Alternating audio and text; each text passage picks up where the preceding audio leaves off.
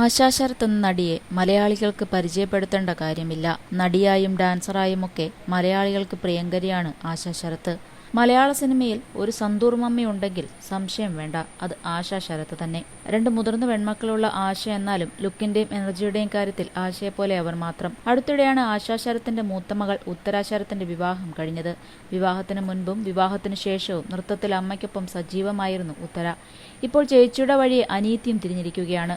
ഇപ്പോൾ അമ്മ ആശാ ശരത് എവിടെ നൃത്തപരിപാടി അവതരിപ്പിച്ചാലും ഉത്തരയ്ക്കൊപ്പം കീർത്തനയും ഉണ്ടായിരിക്കും.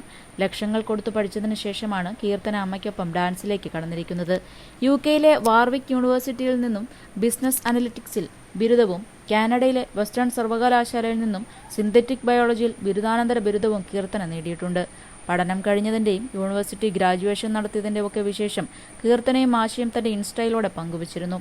ഇപ്പോൾ അമ്മയുടെ കൂടെ നൃത്തത്തിൽ ശ്രദ്ധ കേന്ദ്രീകരിച്ചിരിക്കുകയാണ് കീർത്തനയും. കഴിഞ്ഞ ദിവസം ഗുരുവായൂരിൽ വെച്ച് നടത്തിയ നൃത്തപരിപാടിയിൽ ആശാ ശരത്തിനൊപ്പം മക്കളായ ഉത്തരയും കീർത്തനയും ഉണ്ടായിരുന്നു. ആശ പഠിപ്പിക്കുന്ന കുട്ടികളുടെ പരിപാടിയാണ് ഗുരുവായൂർ ക്ഷേത്രത്തിൽ വെച്ച് നടത്തിയത്. ഇതിലാണ് കീർത്തനയും ഡാൻസ് അവതരിപ്പിച്ചത്.